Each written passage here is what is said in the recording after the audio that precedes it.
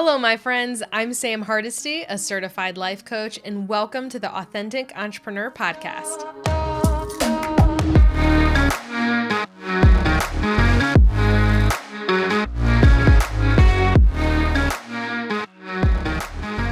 Hey guys, I'm so excited to have you tune into today's episode. Today's going to be fun and exciting and all the exciting things. I have guest Alexis Albro on.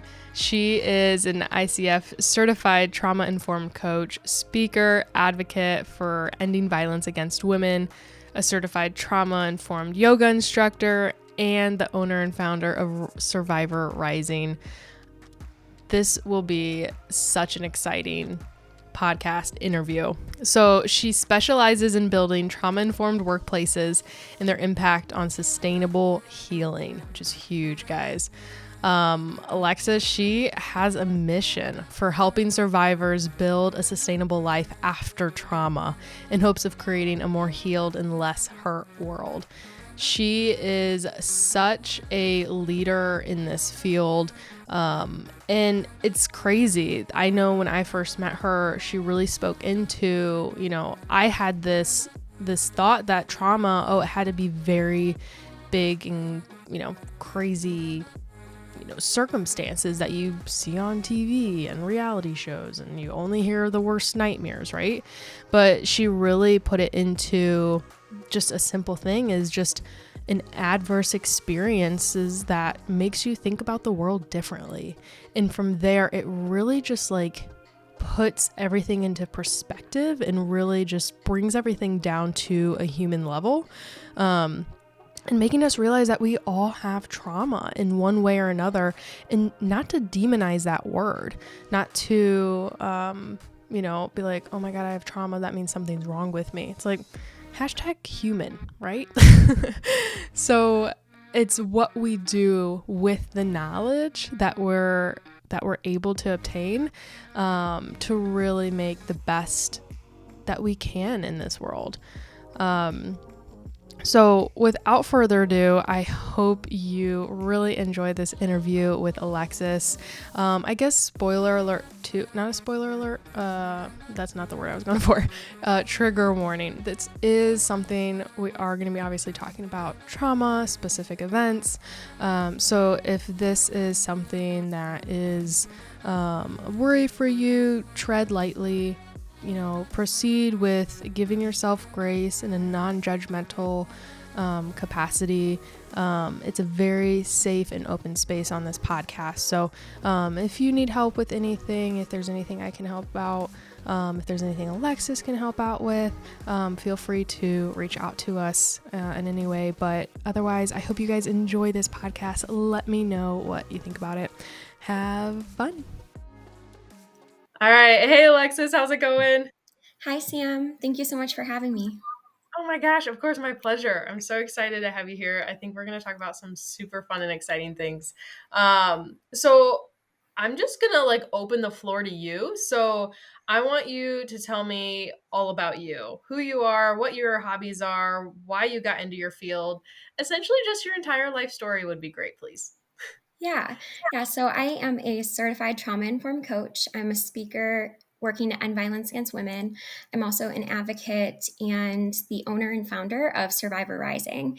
And I'm also a newly certified trauma-informed yoga instructor as well. So I do that in the schools primarily. And so I have a mission of really helping survivors live a life after trauma that is sustainable to them and the people around them, and really in hopes of creating a more healed and less hurt world. So, I yeah, love hobbies that. And so range from tell there's me a about bunch of you. things. Yeah.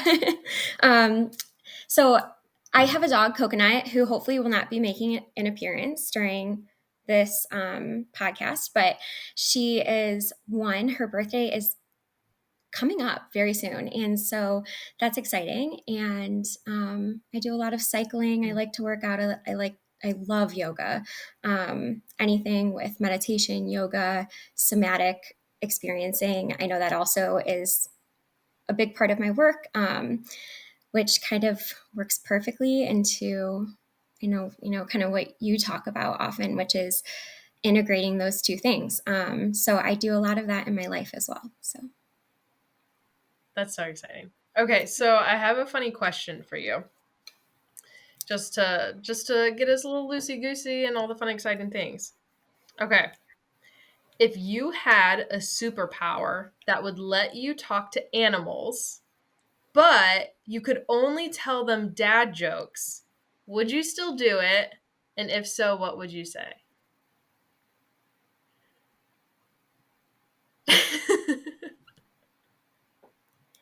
I must need to get like more loosey goosey. Hold on.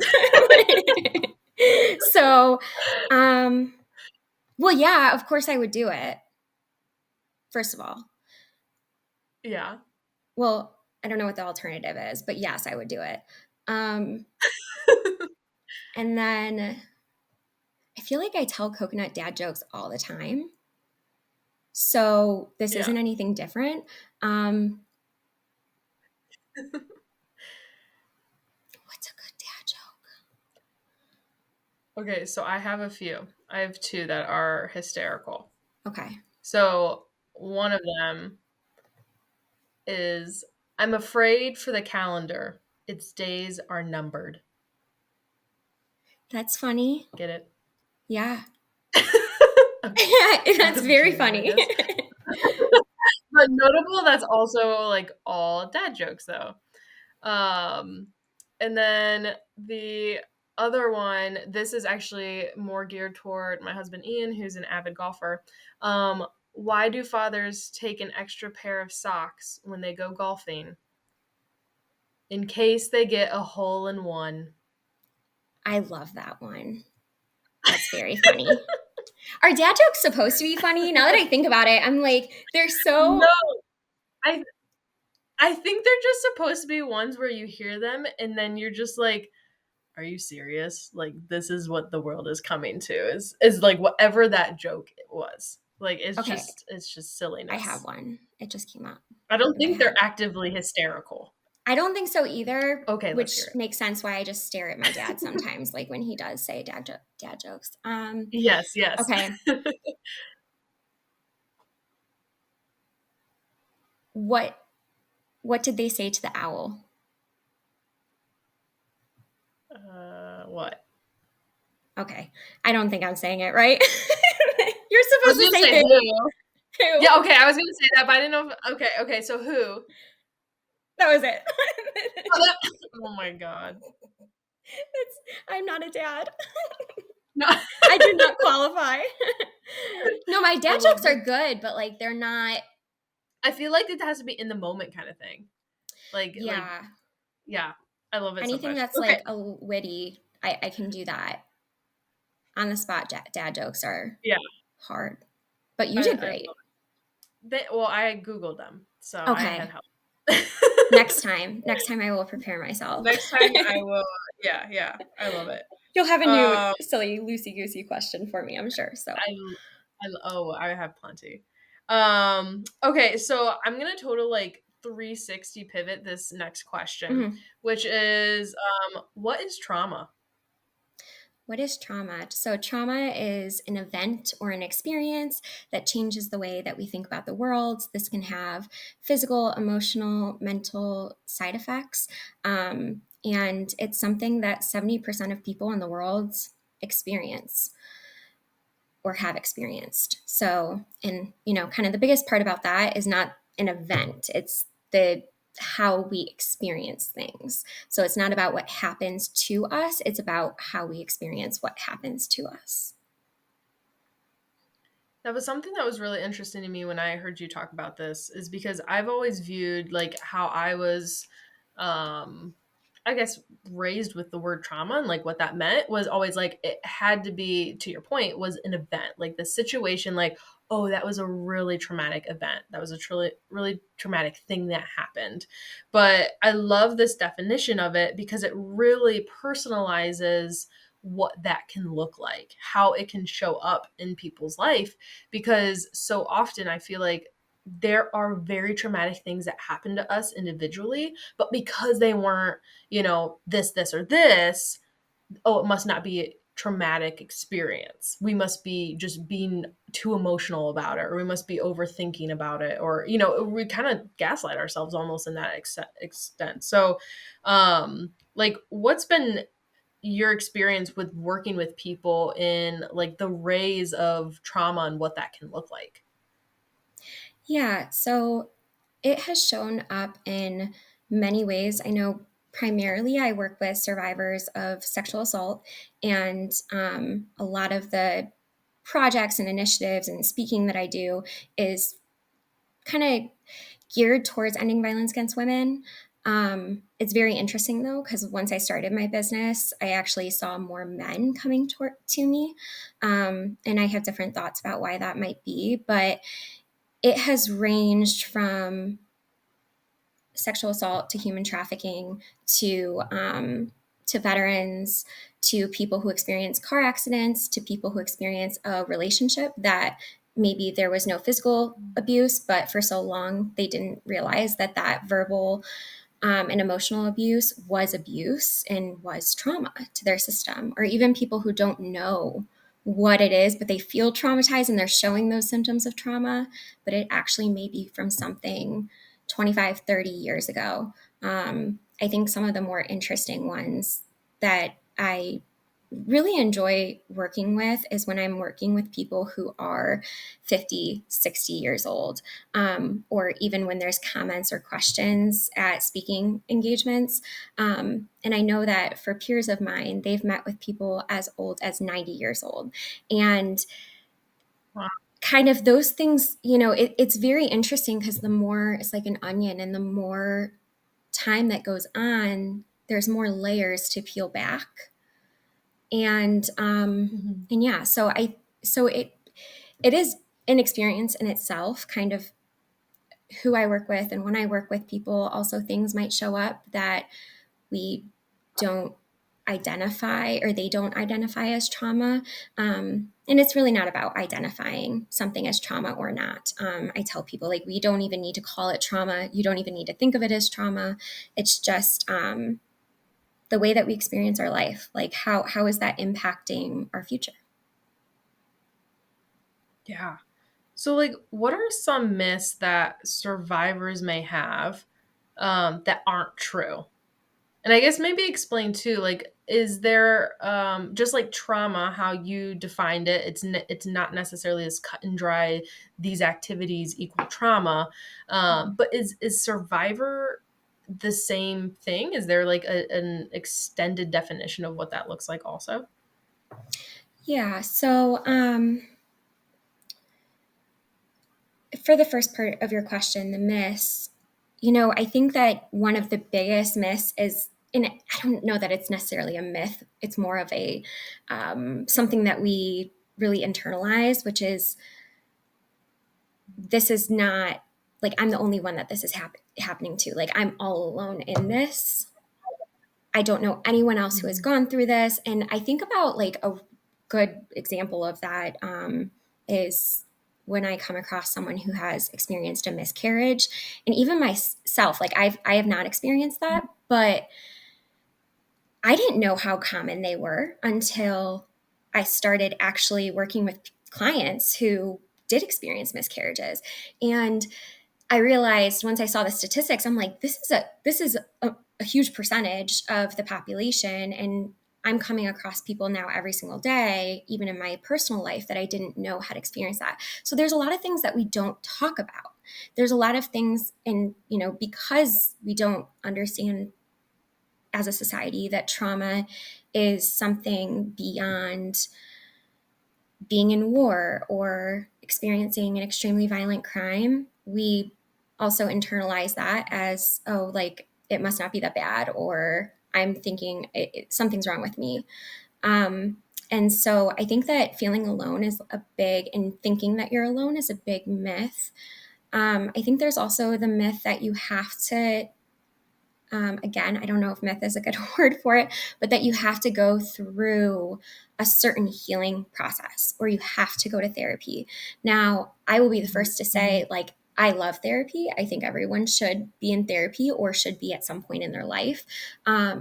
because having that clinical support system and like really finding a really good therapist is so important. But I can promise that that is not the only thing that's ever needed in anyone's healing journey, no matter how complex the trauma actually was. There are so many aspects to that. Our physical health, our mental health, our emotional health, all of those have to be integrated. And yes, initially, maybe it's therapy at first, or maybe it's something else. But we're very complex humans, and we need to really consider that. So those are probably the two biggest myths. And then for survivors and kind of what that means and where that kind of other words that might flow in that area. So I personally call it a riser, a survivor, and a thriver. And so riser is really working up to rise from the ashes. And that means despite it all, we are going to get up. We're going to get out of bed. We're just going to like not even show up. We're just basically surviving, but barely. And then there's survivor, which that could be someone, actually surviving, getting through the day to day, possibly functioning. But that does not mean that internally they're not disconnected from their body. And then thriver is where, I don't think that anyone's there 100% of the time, because I think oftentimes we are dissociating from our life just to get through life. But to me, thriver is when we're able to really exceed and reach our highest potential.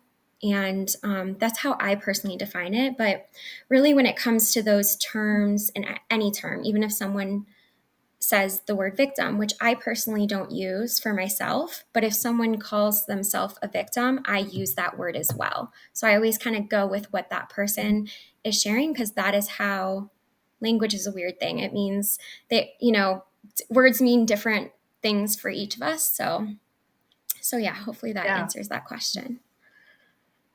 Yeah.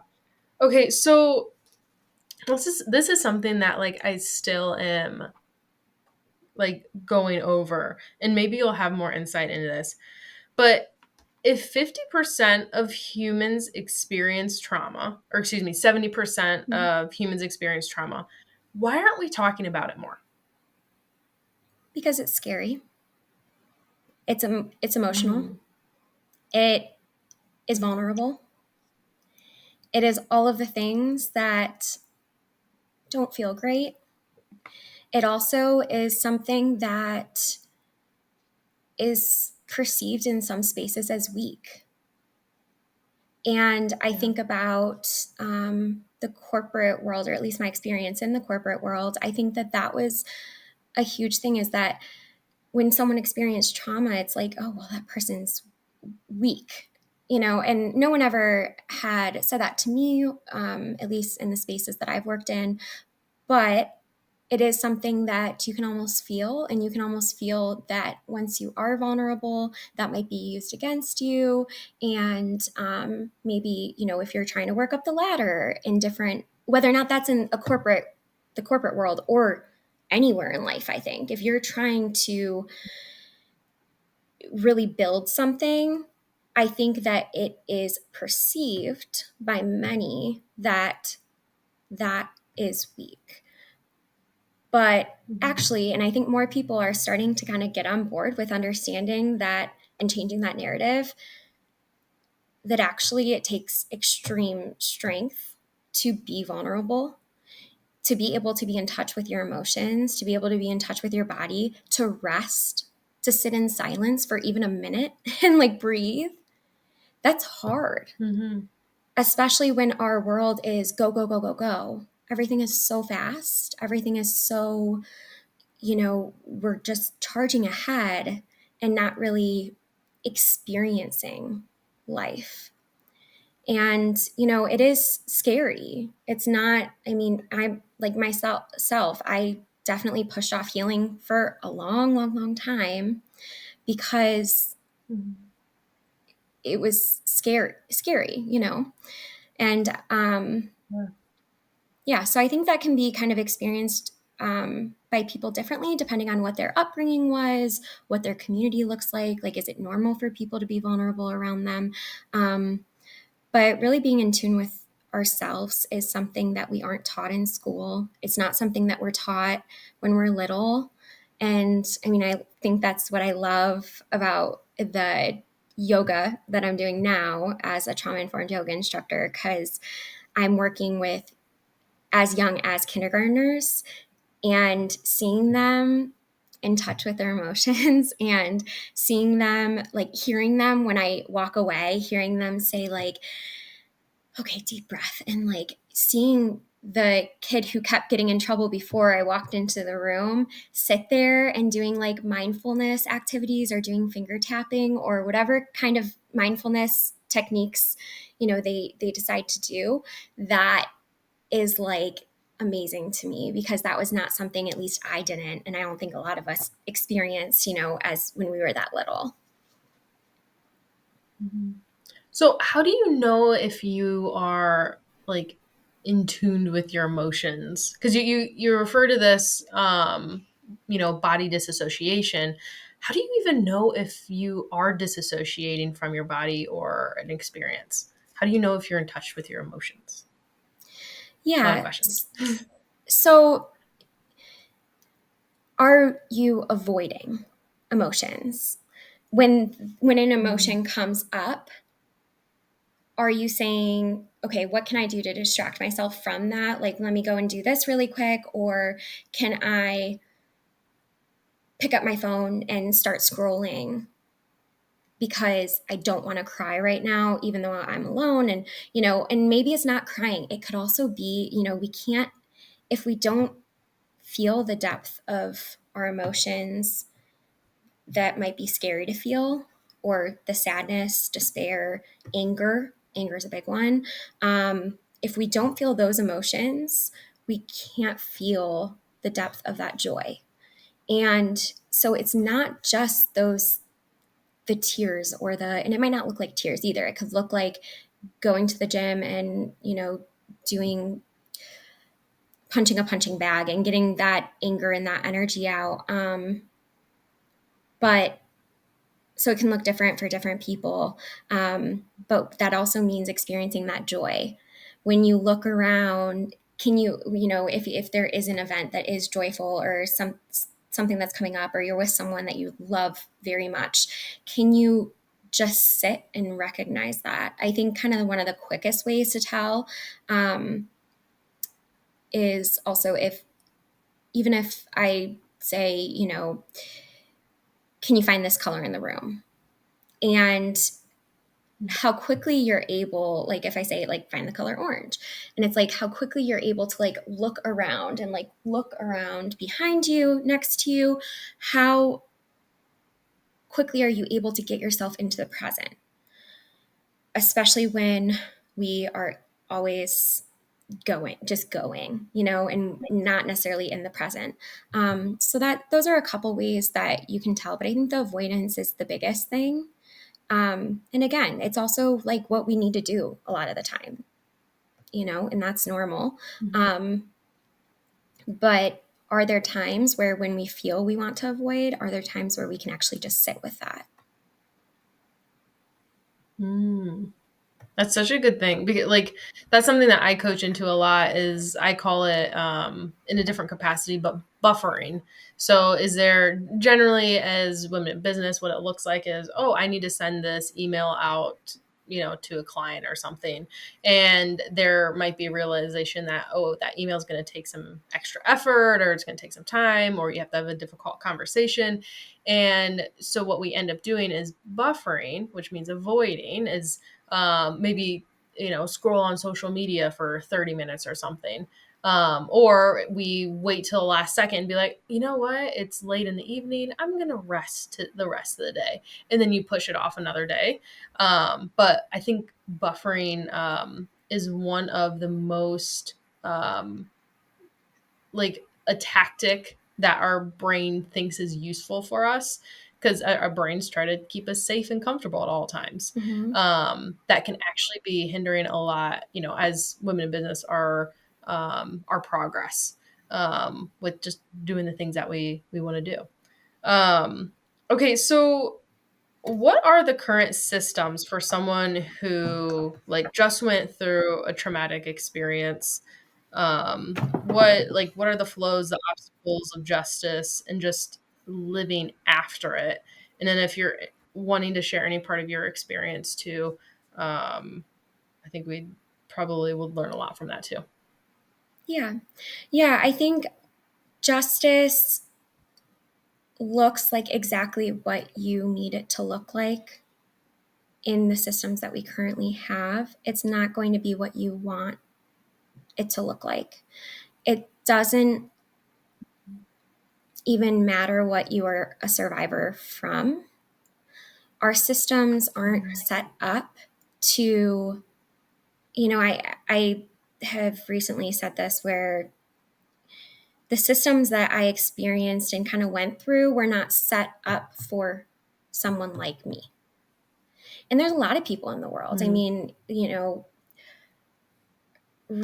race, culturally, there are so many different systems that are not set up for a wide range of people. You could even say, more generally, women, people who are part of the LGBTQ community, but definitely mental health.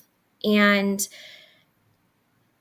I think that can be, that definitely hinders a lot of people from getting the appropriate healing that they need or the justice that they need. So for me, justice meant and means healing of myself. I had, and it probably is kind of helpful to touch on, which is when I experienced kind of my first extremely traumatic experience that I can recall, which was when I was 14 years old. I wasn't believed. And for the next 10 years, I spent using coping mechanisms that further re traumatized me. I was also re traumatized and re victimized by many other people.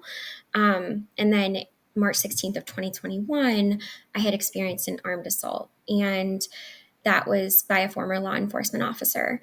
And in that experience, mind you, I think I was 3 years in, or maybe 4 years, working as a supply chain analyst at a local corporate manufacturing company, and working globally, working with people from all over. And this was also during COVID. And I thought, even though initially, my definition of justice changed throughout. And I think that's also something that people, it's so important to remember, is that if your idea of justice changed from what it was initially, especially whether or not it's spiritual trauma, medical trauma, childhood trauma, if it has changed, that's okay. It's okay for us, our opinions, for our thoughts to change. It's also okay for us to not have the capacity to think about that, or deal with that, however, that's needed. But in 2021, when that happened and I started to go through the justice system,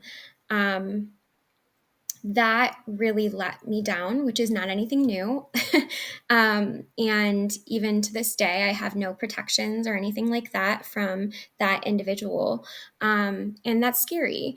And obviously, that impacted the way that I approach my life. And, but I had an advocate, I had an attorney, I had everything that the state could provide, which I'm so grateful for, but also being able to provide trauma-informed relationships and spaces was not something that was discussed in any of the spaces that I was in, or at least I did not feel that way. And I didn't know what the word trauma was prior to March of 2021.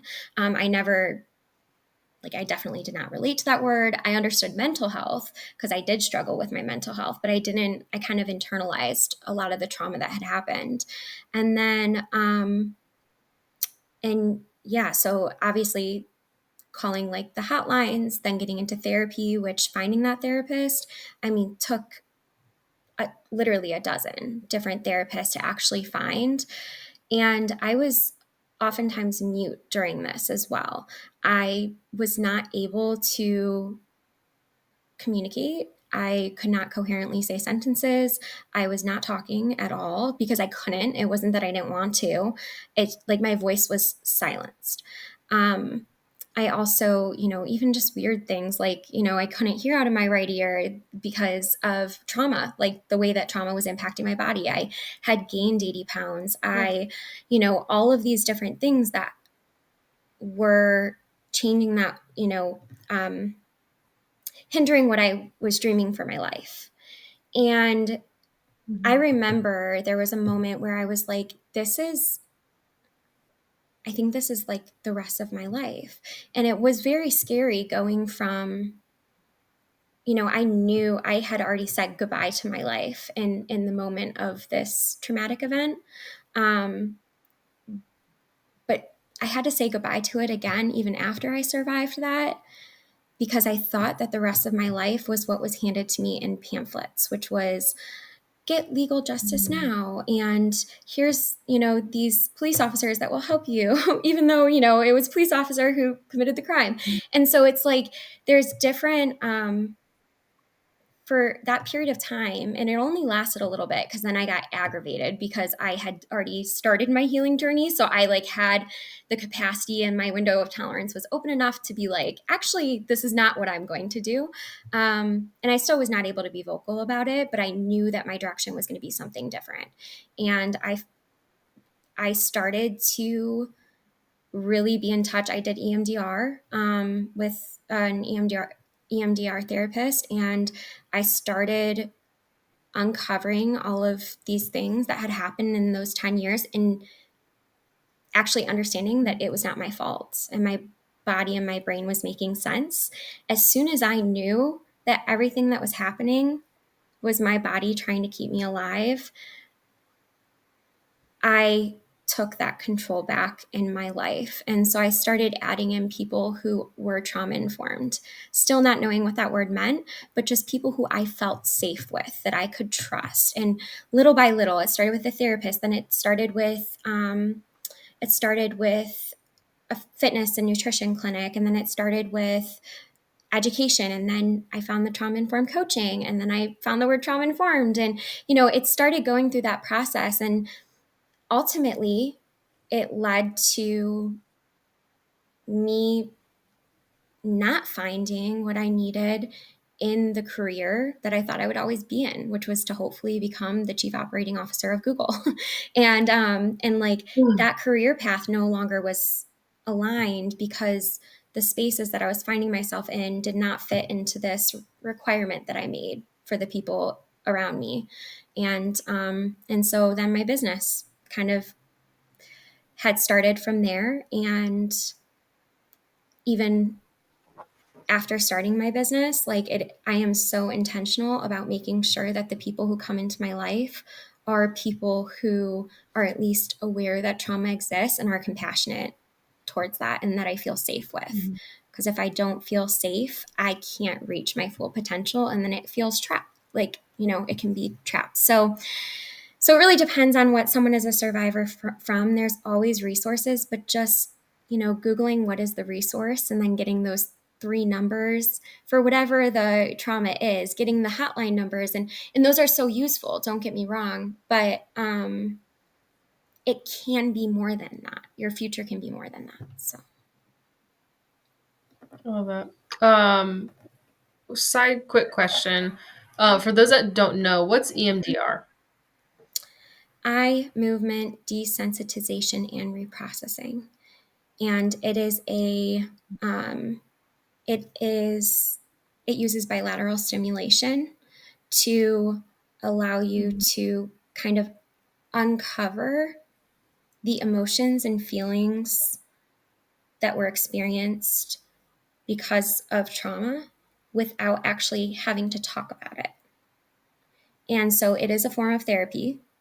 I believe that only licensed therapists can do EMDR. I know as a trauma informed coach, I do incorporate different ways that we can use bilateral stimulation to help the body become more present, as well as to just naturally heal the body.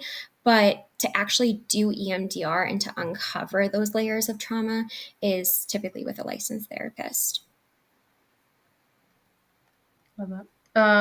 And something I love that you said is pretty much like the question when I asked, what are like the flows and obstacles of justice? And I love that I love these new definitions, like the way you define things, because I feel like it really opens us up from these definitions that we used to identify them with. So, like you've spoken to trauma, you've spoken to survivors, but when you said justice, it's really the healing of yourself, and I feel like that just it feels so expansive to me in a sense of like we're not trying to control the situation that had happened or someone else's, like, you know, if there were other parties involved, like trying to control what happens to them. And it's really just bringing it back into what's in our control and like how can we heal ourselves, how can we help ourselves. And I feel like it's such an empowering like definition and just in thoughts and actions too of the whole thing,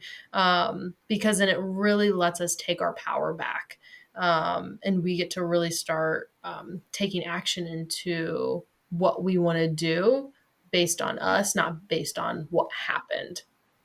Yeah. And So don't get me wrong, like the uh, justice system does need to does need to change, because oh, for sure, for realistically, sure. if we don't feel safe, like if someone is not actually safe and they don't feel safe, the capacity to Mhm. heal is not going to happen. Um, Now, I said feel safe Yeah, tell and us more be about that. safe. Yeah. So I think, Yes. I am fully aware that I'm not always safe. I mean, I don't know that any of us, we don't always know if we are or not, but how we feel, if we feel safe in our body and in our environment, that is a different feeling. For me, I've needed to, the reason I did pursue the justice system was because I was literally not safe. There was a threat to my life, to my family, to my, like, and once something is threatened, our brain goes into that survival mode. We are fully, fight, flight, freeze, fawn. We are fully reacting to what is happening around us instead of being able to sit and respond appropriately, or whatever is appropriate for us at that time. And so I think that that is like, um, something that I did have to take back the control of, which is not okay. But also it's something that I had to do for myself that I don't think that we're often told. Like it's just like, oh, well, just keep going through the justice system. Keep pushing, push Mhm. harder. And it's like I at some point had to say this is not worth it to me, because that is feeling more unsafe than it would be if I figure out what safety means to me when I'm out and about my life. Mhm. Because Yeah. yeah, and that doesn't always look like justice system either. For 10 years I went, prior to that, experiencing many things that I never went to, towards the justice system to, because I didn't, so many different reasons. Um but I think that being able to, in this specific experience, that is what I did. But there's no right or wrong way of doing it. But it's really about like, what is it that you want for your life, and what does justice mean to you? You're the one who Mhm. determines that. Yeah. So you said you had to say goodbye to um your past life, that life that you thought you were going to have. Tell us more about that experience and what it was like, I guess maybe in that realization and maybe how you chose to handle it after. Yeah. Um, I think that that is what trauma is. It's saying goodbye to that past self, to that past life, to that life prior to you realizing what was out there. When I had defined trauma, I had said it's an event or an experience that changes the way that you think about the world. There is no going back to a time where you don't think about that or don't have that awareness. That awareness now exists. It doesn't matter what the trauma is. You are now aware of many different things that the person beforehand was not. And that can be terrifying because that opens up, this whole world of things. I think about it with kids and with babies and how their responses to things make you realize, oh my gosh, like they see things in such a pure way that is not discolored by what the world has kind of the lens that the world has put on us. And so I think that no matter what the trauma, you're saying goodbye to that version. COVID is a good example of that. A pandemic is a trauma, an epidemic is a trauma. And technically, we've all experienced that, most of us in this world. So it's like we cannot go back to the people we were prior to COVID. And I kind of preach that a lot right now because, we keep trying to go back to systems. We keep trying to go back to the same pace, to the same organizations, the organizational structures, the same, and I hear it all the time that, you know, I I'm not doing as well as I was doing before COVID, or I'm not doing this as much as I was before COVID, or I'm not seeing people as much as I was before COVID, or different things, or I'm more scared of germs than I was before COVID. And it's like we can't just erase that from our life. This is now who we are. But we need to honor that person as well, that person that we were, because that person is still inside of us, but now we have this additional lens that has kind of been added. So What does yeah. honoring ourselves look like? Honoring ourselves, that Like that past self. to me personally, that means not hating that past self. And I know hate is a strong word, but there's some strong emotions in there. For me, I hated that past self so much. So guess who came up when I was responding to things or doing things or living my life? That past self came up because, that girl was like, hey, you're not listening to me. So guess what? I'm coming up whether or not you want it or not. And those emotions and those feelings and those thoughts, they are going to come up if you do not, honor that they exist and acknowledge that. And there can be things, and whether or not it's in our body or our mind or in any of ourselves, in our past, present, and our future, if we don't acknowledge the thought or that idea or the feeling in our body or the memory, it is going to keep poking, saying, hey, I'm still here. I'm still changing the way that that you think about the future. And yeah, so honoring that for me, and whether or not that's meditation or it's not, sometimes it is just cycling and doing my Peloton and even listening to a song or cycling to a song that is like, maybe it reminds me of something and I can just kind of like get that not out of my system, but just let it know that it's there. And sometimes it means giving myself like a hug, feeling my body, really just like acknowledging like, hey, I hear you, I see you. So, what is the effect of trauma for women running a business? What could that look like? Yeah, it is. It can be challenging. I know for myself, it's been challenging. It also looks very different for everyone. Sometimes it looks like being a workaholic. It means being able to actually build up a business super fast, super quickly, and just doing it. When I went through my certification to become a trauma informed coach. I was also taking at that time over 15 courses on trauma informed care. and like how to support survivors of sexual assault. I also was doing my observation hours and my practice hours for coaching. I was also working 55 plus hours a week at my corporate job. So doing all of that, I was working to avoid. And again, I think that that's okay sometimes, but also that is a trauma response. That's a stress response. So as, but nowadays for myself, noticing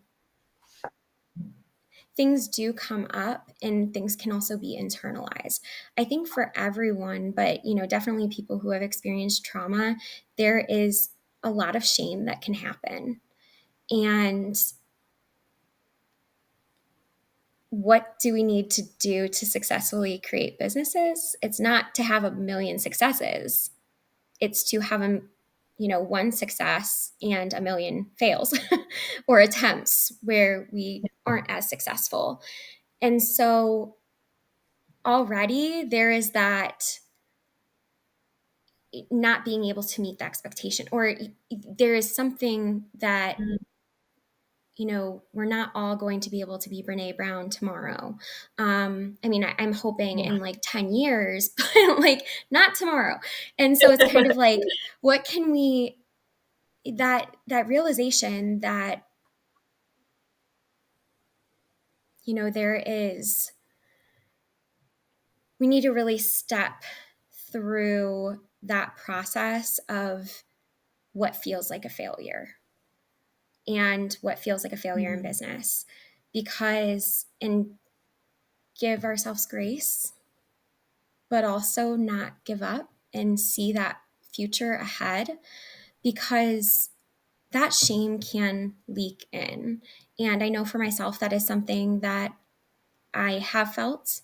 It also is the most debilitating feeling.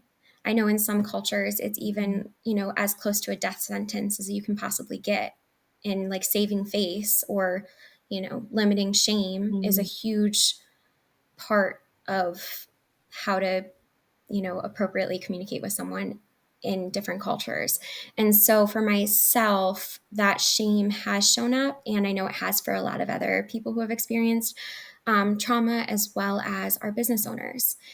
And I think it also means peeling back that lemon, not a lemon, onion, a little bit more. Lemons don't, I guess you peel lemons, but no, you don't actually. I don't know. I mean, No, I don't even think it works. Options. So whatever the fruit or vegetable or whatever, an onion, I don't even think an onion, it doesn't matter. It doesn't matter. Peeling back the layers of whatever it is that you want to think of. It's business peels back more layers, and it's going to take more healing. There are more things that are going to come up that are going to be triggers. It does not matter how healed you are. I have done hundreds and hundreds of hours of therapy. I have done hundreds, well, maybe, 50 hours plus of being coached. And I have done hundreds of hours of coaching. And I can promise you that the healing that business, I thought that I was like, okay, I'm good to go. But the amount of layers that had not even been discovered yet that have come up with business is difficult. And I think it can trigger different things, and it can also be very scary, but it doesn't mean that it's less, it doesn't mean that you should stop or not do it. I think that that is the keeping that future. You are no different than anyone else just because of what your experiences are. There are no limits to that. Now, if it feels like that, that's okay, because life is hard, but also it's like, you can have both the healing, you can also have the pain, and you can also have the dream life and dream career and business that you've always wanted. Why do you think that being an entrepreneur like brings up a lot more triggers than if you weren't? you're putting yourself out there more, and I think that's part of that Mm-hmm. shame. You are jumping off a cliff and letting yourself be seen, even if your face is not part of the brand, and even if it's a product or something, you are putting yourself out into the world in a space so many people are so fearful of. There is comfort and there is safety. My corporate job was safe. Now, don't get me wrong, I didn't always feel safe. I actually did not feel safe at all towards the end, and feel safe in my body. Just because I wasn't, living, it was no longer aligned with the values and the trauma-informed support system that I needed. But, that to me was safe. That gave me comfort. That gave me health insurance. I knew what to expect at the end of the day. Business, you do not. That safety all of a sudden now needs to be fully created by you. There is no system that's set up so that way you're now safe. You need to figure out, well, first you have to figure out what safety means to you, which also means that you have to be in your body. And then you have to actually practice that and show up so that way you're now creating that safe space. There is no workplace, there is no insurance coverage, there is no system that is providing that foundation of safety for you. So you have to have that in yourself, which also means trusting yourself and having that foundation there. So I think that's why it comes up the most. And it's scary. Yeah. But it's, and worth it makes worth sense it. too. Like, yeah, it makes sense why when we put ourselves out there that we will feel triggered to, just we feel uncomfortable and scared because our brains they're always trying to keep us safe, and trying to keep us comfortable. Yeah. So when we put ourselves out there intentionally to create the feeling of the exact opposite thing our brain is trying to keep us away from, then it makes sense why we will feel triggered a lot more. So, Yeah. And as a woman. okay, so to just kind to of add that. just hashtag You know, life of yeah. a woman. Yeah. Because like that makes it, you think about it, like a woman goes out into business and then you add on, like, I don't have a family currently and I hope to one day have that, but like a family of my own. And it's like you add on the fact that women have so many responsibilities, and to be, and men do too, but it's like to show up as a woman in a space where women, 50 years ago were stay-at-home moms and, in the kitchen cooking and taking care of the babies, and that was their sole purpose. And I know that Right. obviously shows up now too, and I give so much, oh my gosh, like that is probably harder than being an entrepreneur. But it's also like to step out and do something different that is not what is safe at all for us. But I don't know, to be an entrepreneur, Barbie, is difficult. But that's the kind of Barbie that I will choose to be. I love it. I love it. Okay, so to flip the script a little bit, how do we, as women in business, support our clients who have experienced trauma? Yeah. So, And I guess how do we avoid re-traumatization also? yeah. So I think that probably the best approach is to share kind of the framework that I look at and that I make sure that I'm always embodying and integrating into my own practice. But this is very similar to multiple different trauma-informed frameworks that are out there, but the core guiding principles of a majority of the trauma-informed frameworks, but the one I use is the National Sexual Violence Resource Centers, and that is safety, trust, choice and consent, um, collaboration and peer support, empowerment, and you have your cultural competence, and going, kind of integrating each of those into your practice and making sure that you are creating spaces that feel safe to you, but then also creating experiences that do their best, or relationships and spaces that do their best to create safety for others. We can't create safe spaces for everyone, because we can't all feel safe simultaneously. We each have different things that we need to feel safe. But doing your best to resist re-traumatization. Every single client, every single customer has some sort of life experience, or some person in them, that past person in them, or even that future person in them, that needs to be heard, even if it's just an emotion or a feeling. And so listening, believing is huge.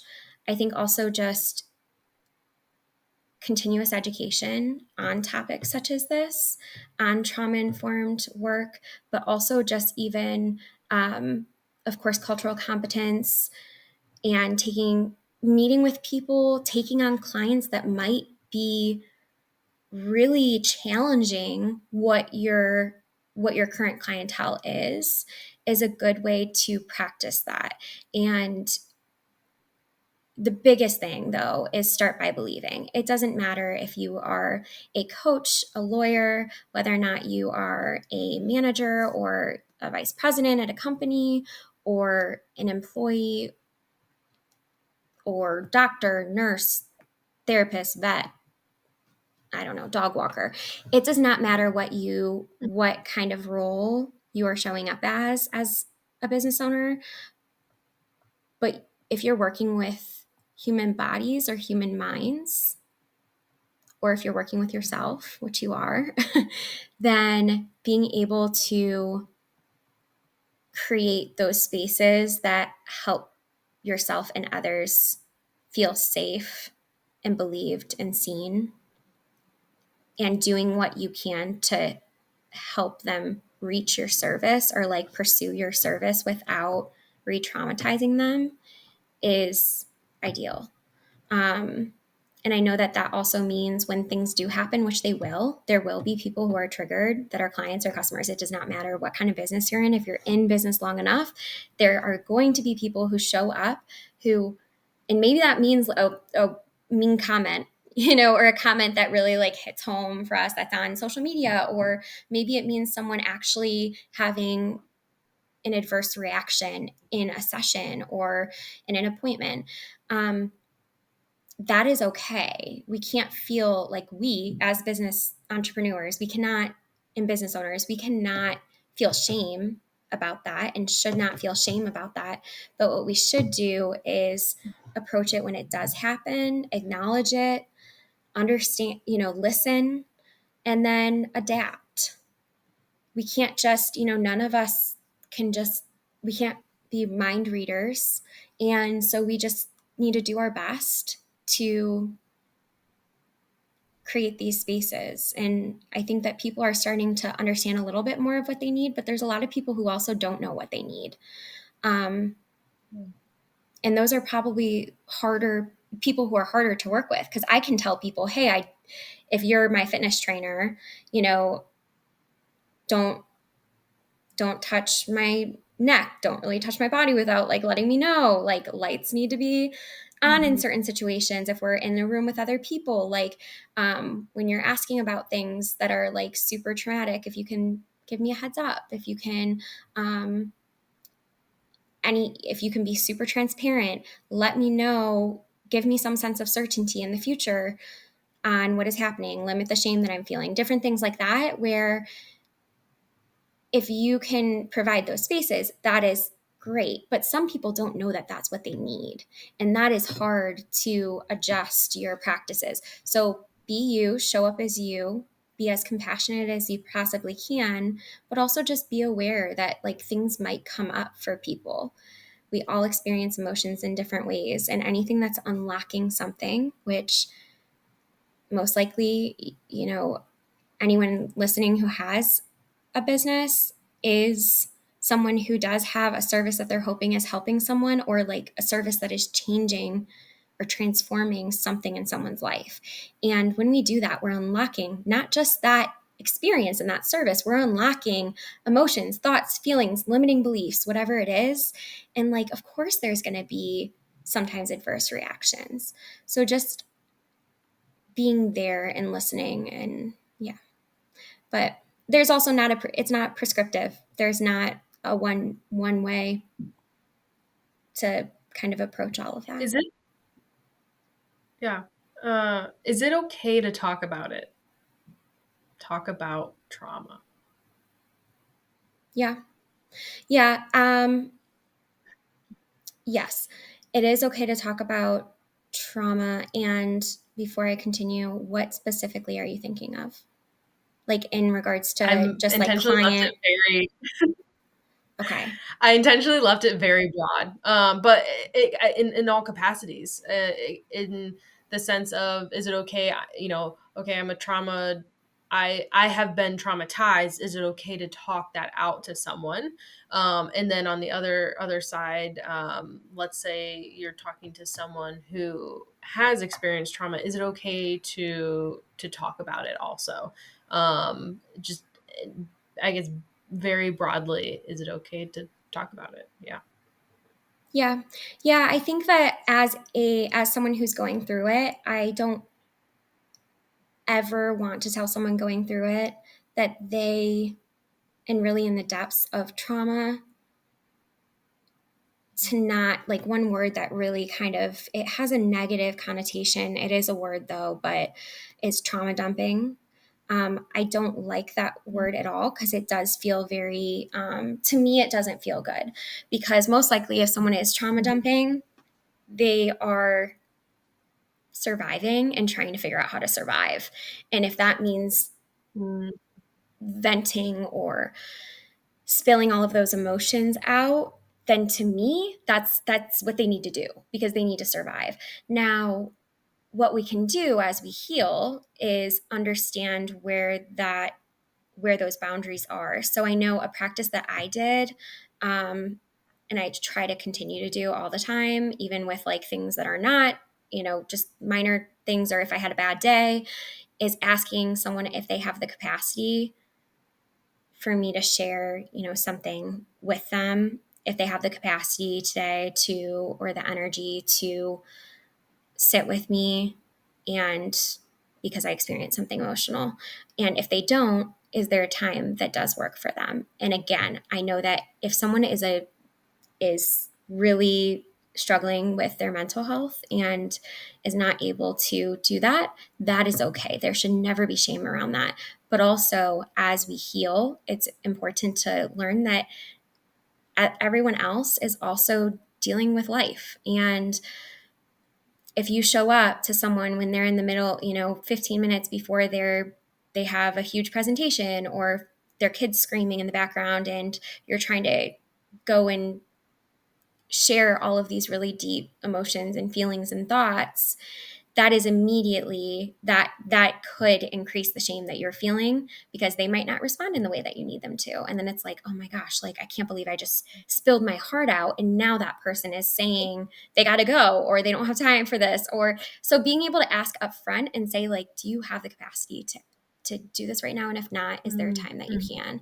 And then as a business owner, or as someone who is coming across someone who is experiencing trauma, it is okay to acknowledge. I think it's also okay to say, is it okay if, would it be okay with you if I ask about this? Or have you been doing okay with this? Or how have you been doing? And then kind of letting that, you can, if you start to try to get in tune, especially with clients who you've met over and over, or customers that you've met over and over, are they reacting in different ways than they normally do? Are they dissociating? Are they looking off into the distance and not really present? Because, like, but when we don't acknowledge things, it's hard to feel seen. So I think that like that can definitely, I think there were many times, and myself, but also my dad who struggled with cancer. He dealt with that a lot too. Is like it was the elephant in the room. And for me, I didn't have an elephant in the room Mm-hmm. because like I just didn't tell a lot of people. But by not telling people, you're closing off that opportunity to heal those parts of you. And you're also closing off the opportunity of helping other people heal who needed to hear your truth. Mm-hmm. I love that. Um, so how do I know if I need a therapist or a coach? Yeah. So a therapist, you would go to if you, well, therapist and a coach you can go to at the same time. But also, a therapist is someone who can help with treatment and diagnosis. And this also means if you are not able to fully function in everyday life. This might mean not being able to go into the workplace or, or show up as, I know, obviously being a business owner, like it's, if you don't have a physical workplace, it's hard to kind of gauge what that means because different days might look different. But if you are struggling with just doing the day to day, now the day to day does feel like it's getting harder like every year that like the humans live on. I'm like, wait, I think the day to day is like getting a little bit harder each time.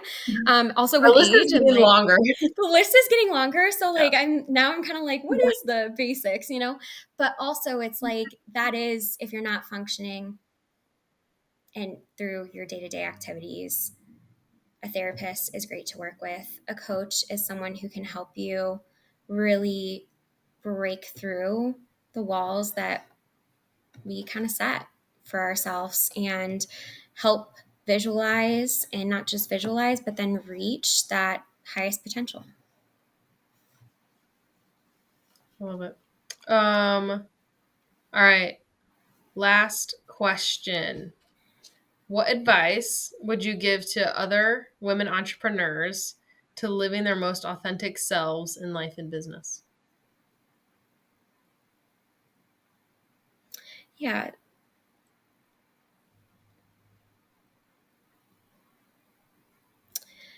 There was someone who, I don't have a quick answer, but there was someone who It's okay. asked me the question when I was in my corporate job, who asked me, and she was an amazing person, and she was a teacher of mine. And she said, did they hire you for your mind, your body, or your whole self? Or your heart? So your Mm. mind, your heart, your body, or your whole self. And I remember thinking each of those things. And I was like, well, they really, they definitely hired me for my heart because this is what I said in the interview and they loved that. But then they also did this and they did this. And so they hired me for my whole self. And I kind of bring that into my work as well now, where am I showing up as my whole self? When I started my business, did I say my heart's going to start a business? Did I say that my brain's going to start a business or my body's going to start a business? My whole self is showing up to start this business. My whole self is showing up to help create a more healed and less hurt world. And so I think you can ask yourself that is when you started this work as an entrepreneur, when you started working towards your mission, when you started living out your why, did you begin that life with your mind, your heart, your body, or your whole self? And if you want to show up as your whole self more in spaces, we need to understand what our whole self is. And we need to feel that, have those emotions, those thoughts, those ideas, let that all come forward. And allow people to see that part of ourselves. And that is what I think being authentic means, is showing up in these spaces as who we are and showing up in a genuine way that doesn't that can feel scary, and that's okay too. So I love it. I love it. Okay, so tell us how people, if they resonate with everything you've been speaking into, tell them how they can work with you, who you work with, what are your offers? yeah. So I offer one-on-one coaching, group coaching. I also offer speaking engagements for small, medium, large organizations, also nonprofits, and this also, the one-on-one coaching can also be that consultation, which is not necessarily coaching, but we can do either trauma-informed coaching, but I also offer that business consultation. So I have recently launched a course on building a trauma-informed inclusive client experience. This is primarily geared towards entrepreneurs, healers, practitioners, small and medium-sized businesses, but I will have more coming out in the future as well. And there is a live community, and you can hop on in, figure out how your business can become more trauma-informed and how you can show up as your full self in those spaces and also in your personal life. So that's what I currently offer. And I you can find me at Survivor Rising with one R in the middle. And that's on Instagram, occasionally on Threads, and then LinkedIn. I'm on LinkedIn at Alexis Albro, and my website is alexisalbro.com. And that's also where you can find the direct link to the masterclass.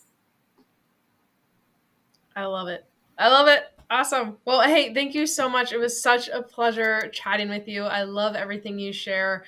I think it's super important, your voice in the world. And I feel like exactly as you are preaching is creating a more healed and less hurt world. You are definitely practicing it. So I love to see it. I hope you all go give Alexis a follow at Survivor Rising on Instagram and see everything else that she has going on. So I hope you have a beautiful day, and we'll chat with you later, Alexis.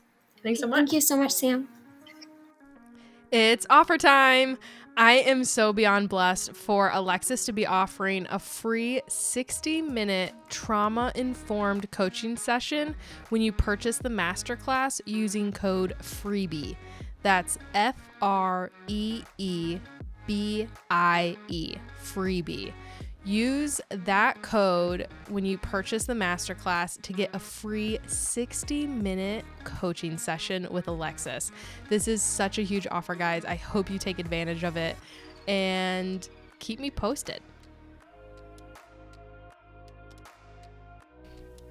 Thank you so much for listening to another episode of the Authentic Entrepreneur Podcast.